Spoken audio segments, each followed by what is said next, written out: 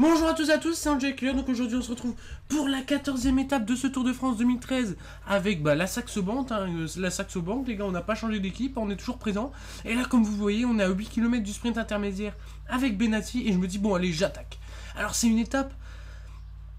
Pourquoi j'attaque? Alors déjà je vais commencer par le commencement. Pourquoi j'attaque? J'attaque tout simplement parce que j'ai remarqué que dans ce jeu les échappées vont souvent au bout. Et là il y avait... je crois que c'était Jonathan Hiver qui s'était échappé et qui avait 1 minute 30 d'avance. Alors je me suis dit, bon, c'est une échappée, peut-être que ça peut aller au bout. Alors je me dis, bon, tant qu'à faire, je compte terminer premier du sprint intermédiaire. Donc autant que je le rattrape déjà et que par la suite, si jamais on arrive à faire une échappée tous les deux ensemble et se jouer la victoire d'étape ensemble. Alors, cette étape, c'était une étape prévue pour les sprinteurs, donc une arrivée pour les sprinteurs, mais il y a quand même deux bosses avant le sprint, deux grosses bosses, et du coup, même dans au départ, avant les étapes, vous avez les favoris des étapes, et il n'y avait même pas des sprinteurs en favoris d'étape. Donc voilà, je me suis dit, allez, je la tente, en échappée, comme ça je me dis, bon, j'ai rien à perdre, et donc voilà, donc comme d'habitude, les sprints, enfin les étapes de sprint, les gars, moi qui suis maillot vert, c'est terminé devant Mark Cavendish sur les deux sprints. Alors on va voir déjà, bon, là honnêtement on a 1 minute 5 sur le peloton, donc c'est pas trop mal les gars, 1 minute 5 sur le peloton, je viens d'attaquer, j'ai déjà rattrapé Jonathan Hiver, c'est pas mal du tout. Après bon, on va voir, hein. C'est pas gagné, ça se trouve Jonathan Hiver va faire le sprint et je vais me faire avoir, mais bon ça paraît peu probable quand même. Alors, les gars, c'est vrai que les prochaines étapes, c'est plutôt des étapes de montagne. Il n'y aura a priori, après ce que j'ai vu, il peut y avoir encore une étape pour les sprinteurs. Il faudrait que les sprinteurs passent une côte de deuxième catégorie à une vingtaine de kilomètres de l'arrivée. Alors ça me paraît un peu juste pour les sprinteurs, mais ouais. Donc là je vais passer juste sous la banderole du sprint intermédiaire premier, bien évidemment. J'ai même pas fait de sprint. Alors je crois que ça c'était l'une des dernières étapes pour les sprinteurs, ou du moins s'ils arrivent à passer les côtes. Parce que je crois que la dernière, c'est sur les Champs-Élysées. Et ouais, d'après ce que j'ai regardé, les étapes qui me restaient, il reste un contre-la-montre et pas mal d'étapes de montagne, les gars. Il reste, on est quand même à 7 étapes. Après celle-là, il restera plus que 6 étapes. Et c'est vrai que ça passe déjà assez vite.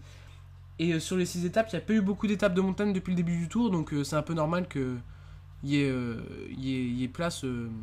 on a favorisé les sprints durant le début du tour. C'est un peu normal que les grimpeurs ont leur moment de plaisir à la fin du tour.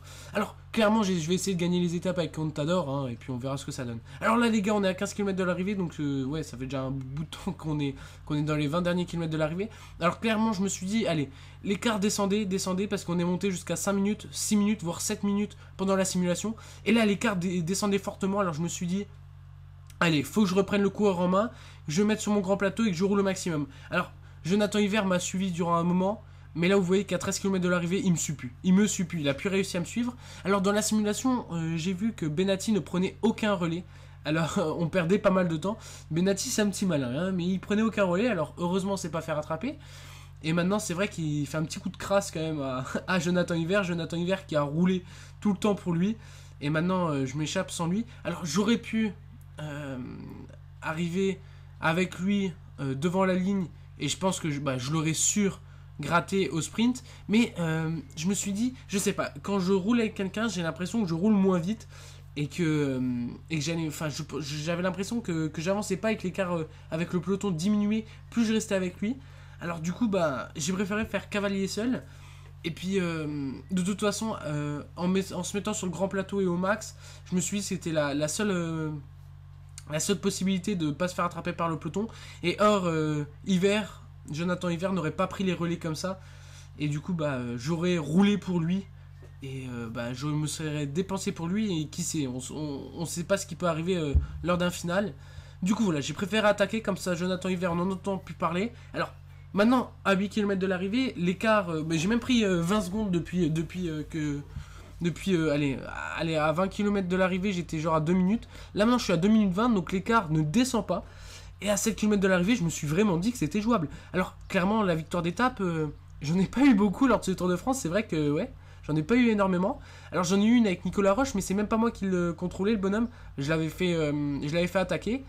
Et bah, il a gagné, c'était bien, mais voilà, j'ai jamais levé les bras sur la ligne, encore dans ce Tour de France. Alors c'est vrai qu'il serait temps, et là, bah, c'est avec un sprinter, bon, c'est pas un sprint, mais c'est clair que si je remporte les 45 points, les gars, il restera que un ou deux sprints, des étapes pour les sprinters.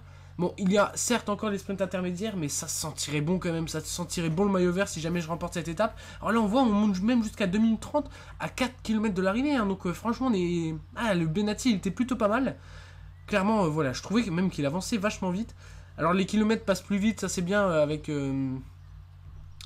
dans ce jeu, bah, avec la, enfin bref, on se comprend avec ce jeu-là comparé au 2012, les kilomètres passent plus vite. Alors du coup, bah, c'était tout bénef pour moi. Alors certes, le temps il peut descendre plus vite, mais là j'étais confiant. 2 km les gars, 2 minutes 36. Voilà, on va pas se le cacher, hein, c'est bien parti, c'est bien parti. Je vous spoil pas, parce qu'il y en a, ils veulent pas que je leur spoil, mais bon, à 2 km, 2,45 d'avance, je sais pas pourquoi, le peloton a nettement, je sais pas si c'est moi qui roulais vite, ou c'est le peloton qui avait arrêté de rouler ou quoi, je sais pas, mais ouais, bah, je sais pas, 2 minutes, on va quasiment attendre les 3 minutes, les gars, on va atteindre les 3 minutes. Alors là, mon but, carrément, c'était que Jonathan Hiver ne se fasse pas rattraper, comme ça, déjà, les points du deuxième, et ben, bon, au passage, je gagne cette étape, j'étais vraiment content. Fallait que. Bah, Jonathan Hiver, j'aurais bien aimé qu'il termine deuxième. Alors, on va voir s'il va arriver. Voilà, Simon proche dit Hiver. Ouais, excusez-moi, c'est le Jonathan. Excusez-moi, c'était Simon. Autant pour moi. Et ben, ouais, donc voilà, il a terminé deuxième, ce qui fait qu'aucun sprinter n'a pris les points du deuxième, ça c'est pas mal. Et on voit Greppel quatrième. Tom Bonnen 3ème, on sait pas qu'est-ce qu'il fout là. Et Cavendish 5ème. Alors je pense que Cavendish n'a pas digéré les deux côtes avant le sprint. Ça veut dire quoi les gars? Ça veut dire que j'ai pris énormément de points sur Cavendish. Entre le sprint intermédiaire où je termine deuxième et lui termine troisième. Et ce sprint final où moi je termine premier, lui termine cinquième les gars. Il y a un grand écart. Alors là on voit Benati il prend son trophée de victoire d'étape.